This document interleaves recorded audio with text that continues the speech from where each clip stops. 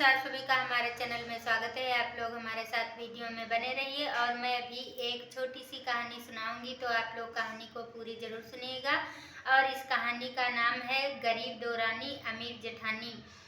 तो लखन के दो बेटे थे, एक का नाम सुनील था, दूसरे का नाम सुशील था। दोनों बेटों ने एक दिन अपने पिता से कहने लगे कि पिताजी, कुछ काम धंधा चल नहीं रहा और यहाँ छोटे से शहर में रह करके हम लोग क्या करेंगे। तभी उसका बड़ा बेटा जो सुनील था वो कहने लगा, पिताजी हम दोनों लोग अब बाहर चले जाएंगे, वहाँ कुछ कमाए खाएंगे। तो उसके पिता ने, लखन ने कहा कि बेटा, हमारे पास सब कुछ तो है, छोटी सी फैक्ट्री है और जो भी तुम्हारी कोई ज़रूरत हो तो मुझसे बताना, और अपनी फैक्ट्री है और घर बार सब कुछ है।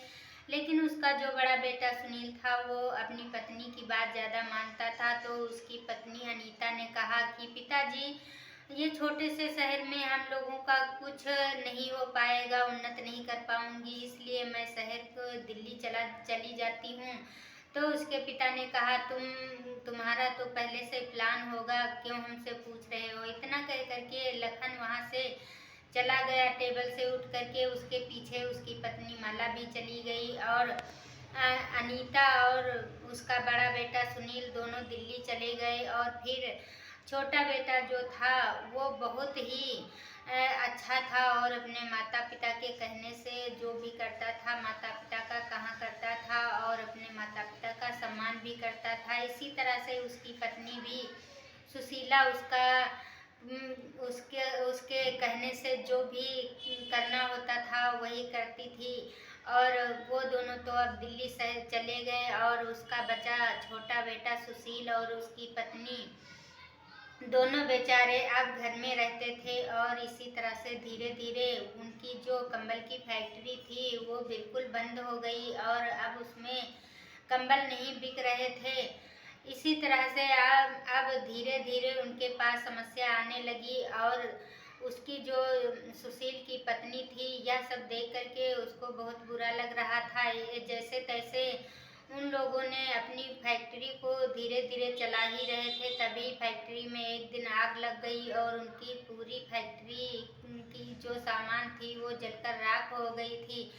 और अब क्या, पूरा परिवार तो बहुत दुखी हो गया और उसमें जो मशीनें थी वो सब कर्जे से लेकर के लगाई गई थी। अब कर्जे वाले उनको बैठने नहीं दे रहे थे और पूरी जो उनके सुशील के माता पिता और वो दोनों अब रोड पे आ गए। और ठंडी का मौसम था, उनके पास एक कंबल भी नहीं बचा था, घर में तो कुछ वैसे भी नहीं बचा था।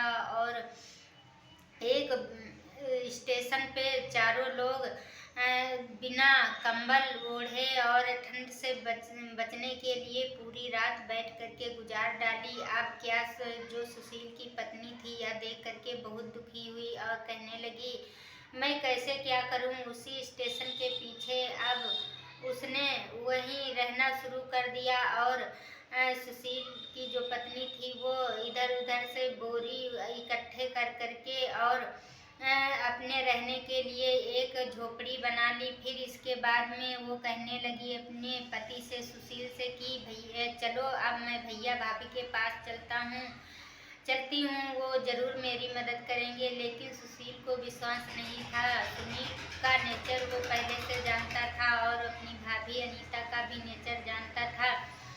यह सुनते ही सुशील ने कहा, नहीं लक्ष्मी, वो कुछ नहीं करेंगे और भैया भाभी वैसे भी हम लोगों की कोई मदद नहीं करने वाली।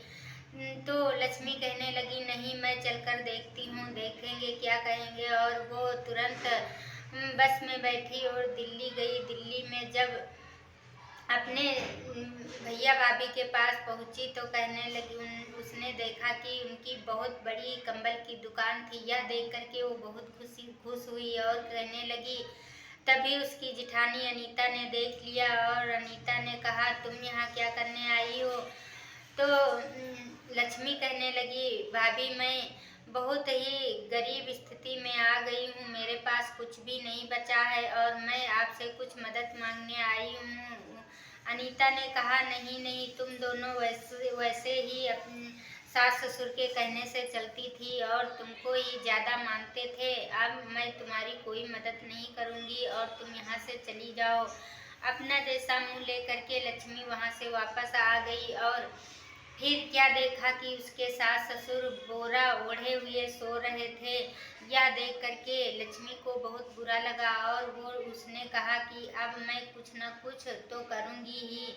और उसी झोपड़ी, जो बोरों से एक झोपड़ी बनाई हुई थी, उसी के सामने एक ईंटों का चूल्हा बना करके और खाना बनाया। फिर अपने सास ससुर अपने पति को दिया और फिर खुद खाई। फिर उसको अब दिन रात चैन नहीं हो रही थी। अपने सास ससुर का दुख देख करके उसको बहुत कष्ट हो रहा था। उसने क्या किया,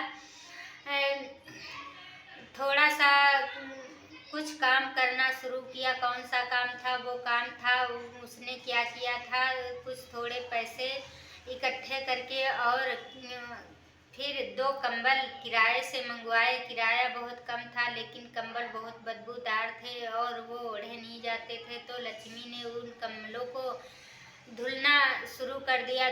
जैसे ही उन कंबलों को धुला तो कंबल एकदम चमक उठे और बढ़िया साफ हो गए। अब क्या, वो कंबल बहुत ही अच्छे लग रहे थे। लक्ष्मी ने कहा अपने पति सुशील से कि मैं अब ये कंबल धुलने का काम करूँगी। और लक्ष्मी फिर कंबल धुलने का काम शुरू किया। वो जो 2 कंबल थे उनको धुल करके टांग दिया एक पेड़ से और उसी पेड़ पर लिख के लगा दिया, कंबल धुलवाना हो तो यहाँ आए लोग। अब क्या, वो कंबल बहुत ही गंदे हो जाते थे तो हर कोई लोग कंबल धुलवाने के लिए उसके पास आता रहता था और इसी तरह से बारी बारी से कंबल धुलवाने के लिए बहुत लंबी लाइन लग गई। अब उसका अच्छे से धंधा चलने लगा। लक्ष्मी रोज डेली 10-15 कंबल धुलती थी और उसका पति एक कारखाने में काम कर रहा था। अब क्या, वो भी कंबल धुलवाने में मदद कर रहा था अपनी पत्नी का और कंबल धुलते धुलते वो उसके पास बहुत सारे पैसे हो गए। वो अपने सास ससुर का भी सम्मान करती थी। और फिर उसने क्या किया, किराए से बढ़िया सी दुकान ले लिया और उसी में बहुत सारे कंबल लेके रख लिया। और अब वो कंबल उस किराए से उठाती थी और जो कंबल धुलती थी उसका पैसा अलग मिलता था और जो किराए से देती थी साफ सुथरे कंबल थे, लोग उसको भी बहुत ले जाते थे, किराया भी मिलने लगा। फिर धीरे धीरे करके उसने एक बड़ी फैक्ट्री खोल ली और उसमें बहुत सारी मशीनें लगवा करके कंबल बुनाई शुरू करने लगी। एक से एक कंबल बुनना शुरू किया। तभी अच्छे अच्छे कंबल उसने बना करके जब मार्केट में बेचती थी, उसके कंबल के आगे कोई दूसरे कंबल पसंद नहीं करता था। इस तरह से जब उसके कंबल बहुत बिकने लगे और उसकी जो जिठानी जेठ थे वो दिल्ली में कंबल बेच रहे थे और वहाँ तक नमूना पहुँच गया तो अब उसकी जेठ जेठानी का कंबल कोई नहीं लेता था और अच्छे अच्छे सैंपल बनाने लगी। तभी उसकी जेठ जेठानी की दुकान बिल्कुल भी गिर गई और अब वहाँ कोई भी कस्टमर नहीं जाता था। तब उनके भी गरीबी आ गई। अब दोनों लोग दिल्ली से घर गांव आए और पता लगा करके लक्ष्मी के पास पहुँचे। लक्ष्मी का बहुत बड़ा कारखाना देख करके दोनों शर्मिंदा हो गए और अनीता कहने लगी, लक्ष्मी, जो पीछे की बातें हैं उन पे हम मिट्टी डालते हैं और मेरी स्थिति बहुत ख़राब है। मेरे पास कुछ भी नहीं बचा है। जो मैंने दुकान की थी कंबल की वो अब बिल्कुल चल नहीं रही है, बंद हो गई है और इसलिए मैं आपके पास आई हूँ, कुछ मेरी मदद कर दो और इसी फैक्ट्री में हम लोग मिलके काम करेंगे। लक्ष्मी ने कहा ठीक है और उन दोनों को उसी में काम करने के लिए कहा। और अब क्या है, सब पूरी फैमिली उसी फैक्ट्री में काम करने लगी और हंसी खुशी से रहने लगे। उनके भी दिन फिर से वापस आ गए और वो जो गरीबी थी तो मिट गई थी और सारे लोग हंसी खुशी से रहने लगे। तो आप लोग हिल मिल कर रहिए। इस कहानी से हमें ये सीख मिलती है कि सभी को हिल मिल कर रहना चाहिए, एक दूसरे से घृणा नहीं करना चाहिए। तो आप लोग इस कहानी को सुनिएगा। अगली कहानी में आप लोगों का स्वागत रहेगा और तब तक के लिए बाय बाय।